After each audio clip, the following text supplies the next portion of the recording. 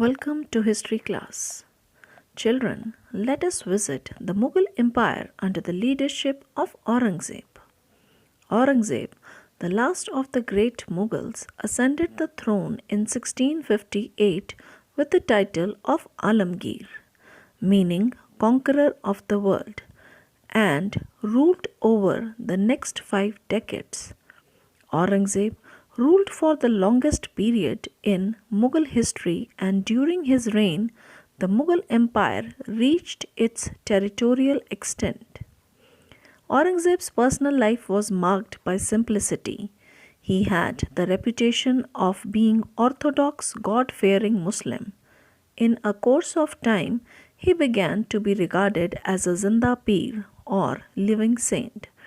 Aurangzeb considered the royal treasury to be held in trust for the citizens of his empire.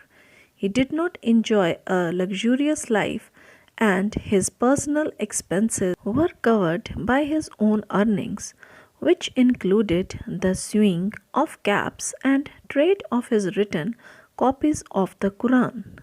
Aurangzeb's policy.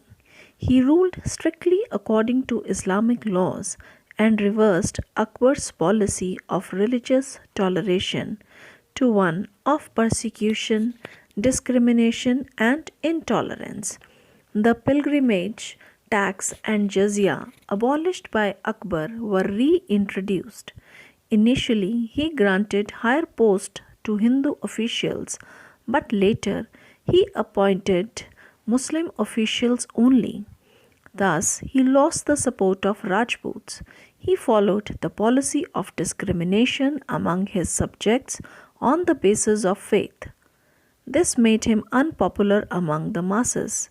He instructed officers to collect taxes strictly. Its object was twofold. First, to fill up his treasury, which had begun to shrink on account of expenditure on his various military campaigns. Secondly, to force the Hindus to embrace Islam. Hostility of the Sikhs.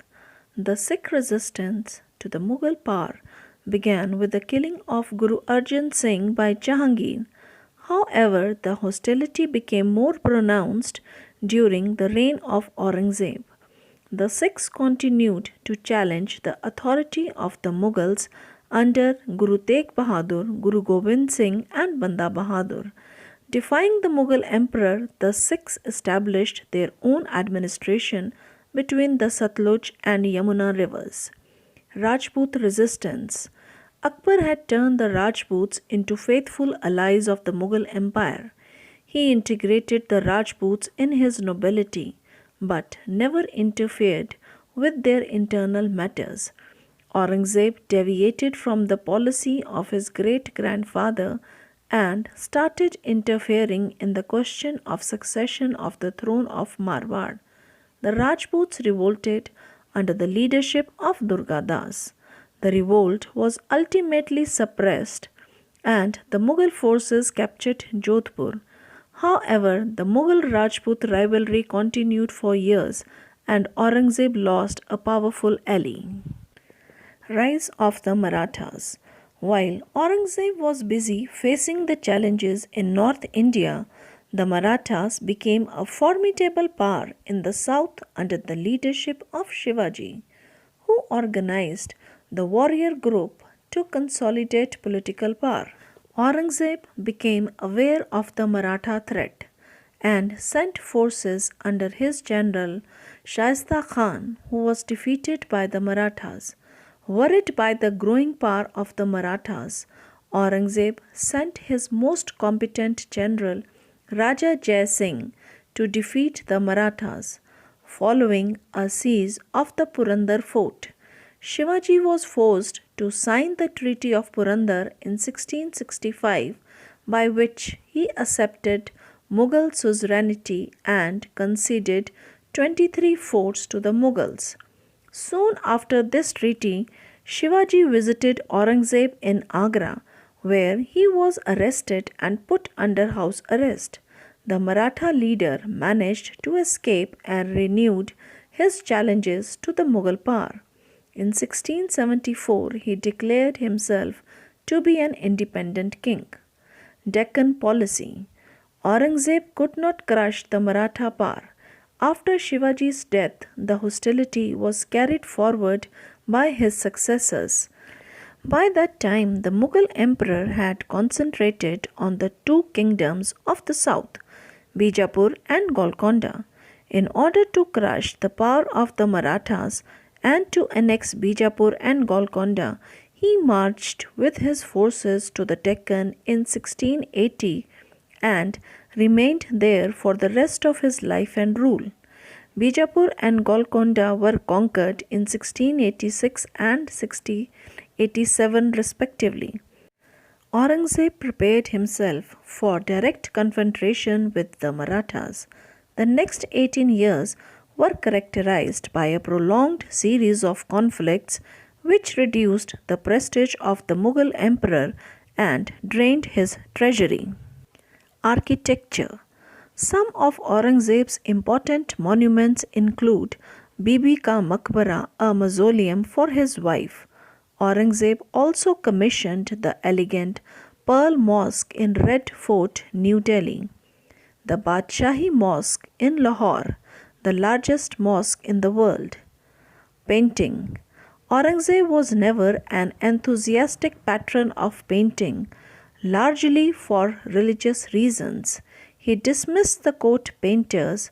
These painters moved to other places and developed various styles like Kangra, Rajasthani, and Deccan style.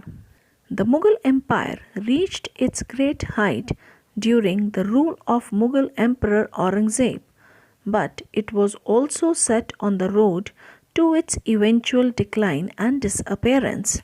Children, now let us study about the various causes of decline of Mughal Empire after Aurangzeb. First, Aurangzeb's religious policies. Religious fanaticism of Aurangzeb led to unity among Hindu, which were divided on account of policy of inclusion of Akbar.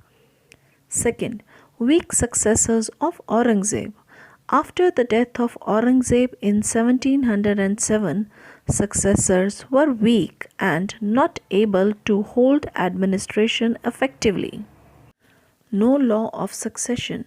After Aurangzeb's death, jealousy grew between his sons and grandsons who tried to grab power. There were battles for succession in which many soldiers and nobles were killed, and it further weakened the Mughal Empire. Poor economy. Economic stability of empire was ruined because of the constant wars. Coming of the Europeans, East India Company came to India as the traders, where they started their disruptive activities and finally became the rulers of subcontinents. Foreign invasions. Invasions of Nadir Shah and Ahmad Shah Abdali proved to be destructive for Mughal Empire as it exposed the weakness of India and it became easy prey to other foreign powers. Children, in this video you have studied about the role of Aurangzeb as Mughal emperor, the policies of Aurangzeb and their impact on the future of the Mughal Empire. Reasons for decline of Mughal Empire. Thank you.